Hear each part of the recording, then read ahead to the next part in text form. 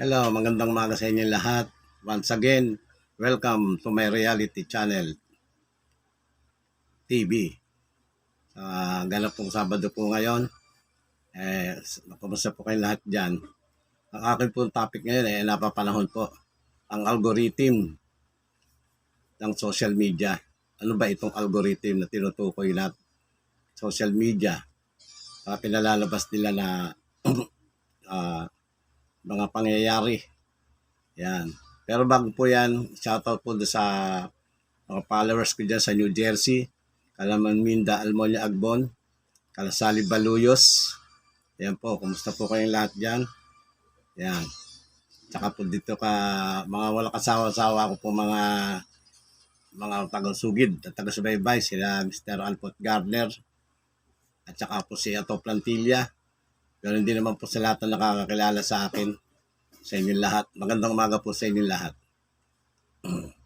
Ang aking paksa po ngayon ay ang algorithm ng social media. Ayan. Hindi ko na po ako magpapalabi-labi pagsalita. Umpisahan ko na po. Sa panahon po ngayon, dalawa na lang po aspeto ng buhay. Ang realidad at ang cellphone. Yan po yan. Ang realidad at social media. Yan po yung realidad ng aspeto ng buhay natin. Yan. Dito sa social media, na halos lahat nagpapatayan sa mga views para kumita lang sila ng pera, taglay ng kasikatan. Yan po yan. Yung mga halimbawa po ng mga naghubad lang, million na views na, naghubad, nagpatayan, views, nagpatayan, nag-awayan sa social media, views, at nagbangayan sa social media, views. Yan po yan. Sa araw-araw po na nakikita na po natin na ganyan mga pangyayari, para bang hindi na yata maganda ang nagiging takbo ng nila, ng mga ng mga influencer, mga vlogger, at saka po ng mga creator, content creator. Yan po yan. Mga content creator po ngayon, iba-iba na po ang dating ng mga hindi na po para pang hindi tama. Halos lahat, nagpapatayan na sila sa views. Panatiling kanilang kasikatan. Ayan po yan. Yang po bang mga vlogger na yan, na walang inisip, kundi puro million views. Nag-uunahan sila sa views. Halos lahat, dyan sila nakatutok. Para ang buhay na nila, nilaan na lang dyan. Ayan. Yung po ba mga bad habits na hindi dapat nakikita, na hindi ka tanggap-tanggap sa lipunan. Basta kumita, wala silang pakialam kung ito man ay magdulot ng hindi maganda para sa mga viewers. Ayan. Sa totoo lang po, yan ba ang makikita ng ating mga anak sa araw-araw? Isang click lang sa cellphone at bubungad dyan na mawiwili silang mapanood na akala nila totoo, pwedeng gawin, realidad, ito na talaga, aspeto ng buhay. Mawiwili silang mapanood yung mga bagay na awayan, bangayan, yan. Yung mga binubuhos ang buhay na lumulundag sa mga building, pagkaroon lang din ng views. Yung mga kumakain na hindi naman dapat kainin, na masabi lang na siya matibay ang sikmura. Napakarami, mga prank na akala mo makatotohanan, mga prank na masasabi natin hindi ka tanggap-tanggap, mga prank na nagdudulot na akala mo totoo. Kailan lang mga prank na parang kidnapping, hindi po ba? Umano'y po lang ng patikos sa social media. Halos mabaril na sila ng pulis. Nasa kakalang totoo yung pagka-prank nila. Sa prank nilang kidnapping. Ayan. Halos itaya nila ang kanilang buhay sa kanilang mga ginagawa. Tumita lang at manatili lang ang kanilang ang pagiging mga sa followers nila. Yan. Mga hindi nakatanggap-tanggap. Yan, mga wala pong education, kung makikita. Wala nang mga educational. Yan. Kaya naman mga lahat gagawin nila para lang sa tatagal nila ng ano. Ito bang klaseng itong mga influencer na to, mga creator na to, mga vlogger na to, susuportahan natin para sila palamunin pa at panatili pa sa kanilang kasikatan. Ayan. Although marami naman tayong pwedeng panoorin na talaga namang reality. Sa mga yan pong mga post na yun, wala na pong reality dyan eh. Wala pong reality kang makikita dyan. Marami pa po pwedeng Kaya gabayan po natin ang ating mga anak sa mga ginagawa ng mga content creator na yan. Dahil akala nila normal lang yan. Kaya pag lumaki yan, magiging mga palaaway. Ayan, mga pasagot sa mga magulang, maging pasaway. Yan po ang mamamana nila. Sa araw-araw po na pagpapanood at hindi natin nagagabayan. Yan po. Kaya naman minsan, kung ako nagtataka, marami namang content creator ang matitino. Marami naman mga vlogger ang matitino. Pero minsan iba napukwit na. Hindi na tumatagal. Napapagod na. Kasi napapagod na sila. Sa mga batas ni Meta na napakarami. Minsan nagkakaroon ng mga violation to mga kaya sila napapagod at humihinto na. Yan. Kasi naman, magsalita ka lang hindi maganda, violation ka na. Kapag-type ka lang ng violation ka na. Yan. At yung nagkaroon ka lang ng mga copyright music, violation ka na. Yan. Minsan, pagka oras pa lang sasahod na yung mga content creator, biglang nagkakaroon ng violation. Napakahigpit po ng mga ni Meta. Pagdating sa pag ikaw ay content creator ka na. At pinagtataka ko lang, para bang disente, pero may makikita ka ng mga babaeng nakahubad. Kung minsan, nakabikini, nagsasayaw. Ayan, nahalos kita lang kaluluwa. Pero, walang violation. Yung mga awayan sa social media, walang violation. Ayan. At sa ni Meta kapag ikaw ay ang salita mo hindi maiintindihan, Bisaya, parang hindi na rin tinatanggap. Kailangan kung yung lingwahe mo, English or Tagalog, pwede. Ayan.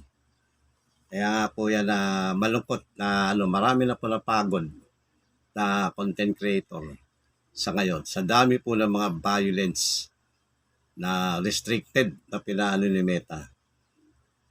At pagtataka kayo, kung ano pa yung mga walang katuturan, siya pa yung nag-million views. Kung ano pa yung mga educational, siya pang walang ganong views.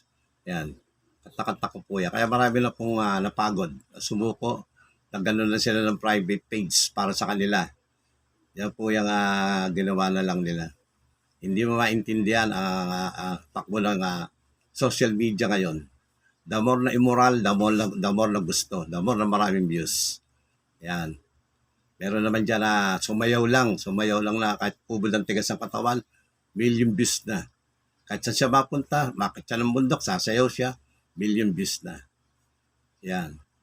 Mga bagay na kung minsan, magtataka ka Wala pang mga segundo lang na sumayaw ng ganon, million views na. Yan. Ang tanong ano bang educational attainment ang makukuha natin sa mga yan? Di po ba? Ano bang educational ang makukuha dyan ng mga bata? Ng mga nakakapanood yan? Yan. So, talaga namang ganyan yata. Pagkaiba, lalong-lalo na po pag Bible, expose, Bible. Ang pag-uusapan po. umasa ka. Wala kang makukuha million views dyan. Yan. Kasi scroll lang sila ng scroll eh. Mas gusto nila yung mga, ewan ko ba, mga kahindik-hindik na eksena na napapanood nila. Yan po yan. Kaya yan, marami na po napagod. Ginawa na lang. Ako, pinasok ko po ang social media, hindi po para sa mga views. Inano ko po yung mga, paulit-ulit ko po sinasabi na, yung mga natutuhan ko, na hindi pa nila ituturo ng ibang mga nagtuturo ng Bible, kung sila tama man para sa inyo. Ako naman po yung iba, baga sa mga cook, iba-iba po kami recipe, iba-iba po kami luto, iba-iba po kami timpla ng mga mensahe tungkol sa Bible. Ayan. Ang akin naman po kaya nga po paulit-ulit na ino-commercial ko sa inyo na may YouTube reality channel. Ayan. Puro katotohanan lang po ang aking ine-expose. Ayan. Never nyo po ako mapagsasayaw na para na nawawala sa sarili. Binabatay po kasi yung mga pagsasayaw-sayaw na ganyan na paindak-indak na wala namang katuturan. Nakatawa-tawa. Ginagawang katawa-tawa mga sarili, matigas ang katawan, magkaroon lang ng million views. Yan. Pero may mga nagpo-post naman po lang talagang magagaling sumayaw. Tataga namang hahangaan mo. Yung mga mahuhusay sumayaw. Ayan. Talaga namang kabibiliban mo naman talaga. Wala ka man matutuhanan, matututo ka na ba kung sumayaw? Ayan po yan. Kaya bilib po ako sa mga tao niya na talagang malalambot ng katawan, magagaling, talagang may proven na sa pagsasayaw. Pwede naman talaga expose. Ayan. Ganon din po sa mga magaling magluto. Magluluto talaga. Ayan. Marami pa po higit pa dyan. Ang pwede natin panoorin na ikatututo natin at kaano ng mga anak natin Ayan. Kaya po ng Bible exposition. Yan, pwede po yung mga anak natin dyan. Yung mga educational attainment. Pwede po yung mga anak natin dyan. Ayan. Kaya sa panahon ngayon talaga, makikita mo na ang sanlibutan talaga ayoko na magano na parang talaga nahihilig talaga sa mga ganyang takbo ng buhay, aspeto ng buhay. Ayan. Dalawa lang po yan. Reality o sa hindi makatotohanan. Alin sa dalawa tayo dyan. Ayan. Kaya nga po, ang maging mapaliti, mapamili tayo sa mga ganyang content. Ayan. Na hindi po padugod-dugod sa ating mga anak na mamamana nila yan sa kanilang paglaki. Kung hindi po natin sa bibigyan. Kasi po ito social media, wala po itong parental guidance. Hindi po ito kagaya ng mga TV na may MTRCB na may parental guidance.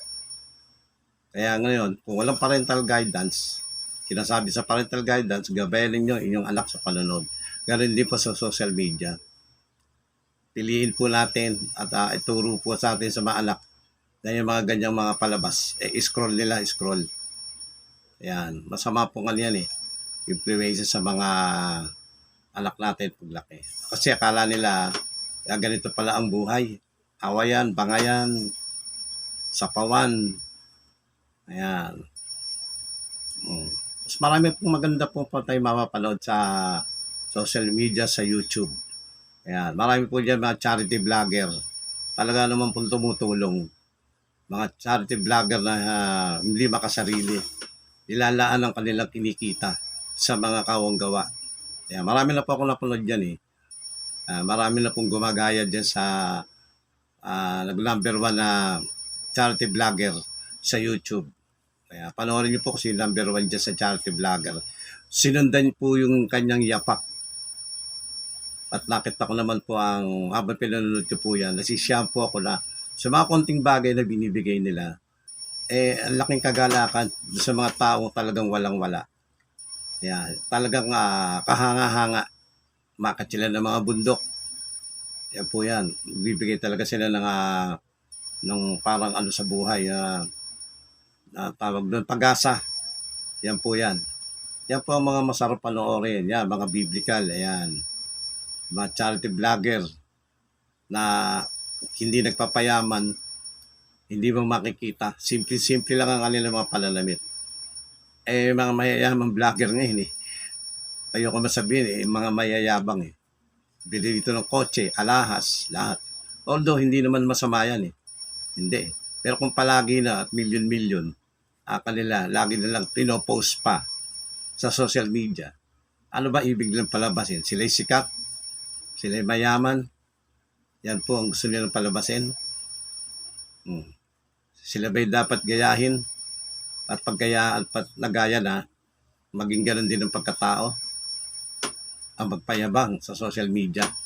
Na hindi mga makontento sa kanila na dating walang-wala. Yung yumaman, nakalaman ako mga sino. Yan, napakarami po niyan. Tutulong konti, pero ipopost pa. Ayan. Minsan po, mga humihikayat pa ng mga sugal sa cellphone. Na pag ito'y nilaro mo, magkakapera ka. Ayan. Hindi po dapat natin pinanonood yung mga ganyan. Yung mga makasarili. Ayan. Pag-orin po natin ng mga charity vlogger, talaga naman pati puso mo, maantig sa kanila. Ayan. Sila yung nagpapagod, umakit ang bundok kung saan sa nakakarating. Walang tulong na hindi nila natulungan. Walang taong hindi nila nilagpasan sa mga ganyang Yan po talaga ang dapat pinapanood natin na talaga nagbibigay ng aspeto sa buhay para manatiling tumayo at maramdaman naman ng mga walang-wala na kahit na sila akala mo na pinagsakloban na ng panahon ng tadhana, meron pa rin mga taong para sa kanila. Yan po talaga dyan. Kaya sa mga charity vlogger, saludo ako sa inyong lahat sa mga aspeto. Hinahati nyo, kinikita nyo. Hindi kayo nakikita ng mga bahay ng mansyon, magagarang kotse. Yan po yan. Hindi ko pa nakita ng mga kakapal na mga alahas na dating mahirap. Para bang langaw nakatuntong sa kalabaw, mataas pa sa kalabaw. Nakalimutan na kung saan nanggaling. Ayan. Marami pong pwede social media na talagang very beneficial kapag pakinabang. Ayan. Yung mga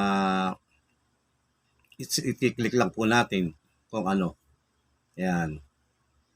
Kaya naman, wag nating i-scroll yung mga tayo matututo. Gusto natin matuto sumayaw. Lalo tayo sumayaw, magluto, andyan po yan. Mga content po nila yan tungkol sa Diyos, ayan. Sa mga giving and sharing, ayan, dyan po. Dyan po tayo tumutok para lalo po tayong ganahan. Ayan. Ginawa po social media para rin makatulong sa mga tao. Malaking bagay po yan. Lalo na po ng pandemic, di po ba ang social media lang talaga ang umusad sa mundo para makagalaw ang mga tao. Pero kung ang social media po gagamitin, panonoorin lang natin sa mga mayayaman ngayon na dating mahirap na nagyayabang, istigilan na po natin. Yan. Sana po hanggang dito na lang, nakatulong po na aking mga nakikita. Kahit hindi ko man sabihin, nakikita nyo po yung mga bagay na yan Nakikita nyo po yan. Di po ba? Kaya manatili tayong gising, sinasabi ko nga. Pagparte ng mga katotohanan. Kaya naman po ako, malita tao lang po ako. Reality po ito Nakita nyo po itong venue ko. Kapag ka po ako nagbablog, tingin yung pintuan ko, sira-sira. Wala po akong po dito na ang background ko maganda. Ayan, nakita nyo po, pag nag-upload ako, may dumadaan sa harap ko, inuubo ko. Ayan. Meron po talagang nakita yung dumadaan sa likod ko. Mga nakakaraan. Ito po ang realidad Ito po ang reality Bakit po ako magtatago sa mga ganyan lugar na kailangan pa maganda, may laptop ka pa dito. Hmm. Yung mga kung ano-ano po mga ano, simple lang po ako na nag-uusap lang tayo. Kaya kagaya po ni eksena na yan, lumabas po yung tao sa likod. No. Hindi ko po yun ine-edit. Sa iba po kasi yan, ine-edit po yan. Pagka konting ubo lang, ine-edit, inalis nila. Ang gusto nila maganda, maliwanag ang kanilang salaysay dyan sa mga bagay na yan. Kaya ako po reality. Kung ano makikita nyo sa akin, ganoon din po ako sa labas, sa tunay na buhay. Ayan. Tignan po yung bahay ko, maliit lang. Pero masaya kami. Hindi ko po kailangan na magandang exposure. Yan. Hindi po eh. Kaya nga po, may reality channel, katotohanan. Nakita niyo po yung binablog ko yung mga natutulog sa kalye. Siguro na po ilang beses na po ako nag-vlog niyan. Yun po katotohanan, reality ng buhay eh. Napakarami na rin natutulog. Kaya gusto ko po yung mga katotohanan ang makikita at pakikita ko sa mga tao. Hindi po ako magtatakip kung ano man lang, kung ano po ang ano. Parang pagtakpan lang. Yan. Kung ano po ako, yun po ako eh. Yan. Kaya wala po ako studio, wala pa ako mga mixer dito, wala po ako amplifier, isang microphone lang po. Ang mahalaga po yung sinasabi ko, yung ini-expose ko eh. Di po ba? Nakita nyo minsan, nagkakanda ubo ko. Pinipilit ko pa rin kasi nga po hindi ako nawala ng sipon eh. Ayan. Mahalaga, nagkakaisa tayo, nagkakausap. Kaya hanggang dito na lamang, inuulit ko po yung aking pagbati. Minda, Almonia, Albon, at Casal Baluyos, Calato Plantilla. Ayan, naniniwala sila. Siguro. Sa New Jersey dyan. Sa mga pinsang ko dyan. Dati baby ko, pala Cecil. Kumusta kayo dyan? Ayan. Minsan, namimiss ko rin kayo. Pero ganyan talaga ang buhay. Kailangan maghiwalay. Ayan. So, hanggang dito na lang po. Abangan nyo po ang aking susunod pong expose. Ang banal na espiritu. Ano ba ito? Tandaan nyo po, ang banal na espiritu. Ano ito? Ayan. Hanggang salamat po. Mabuhay po kayong lahat.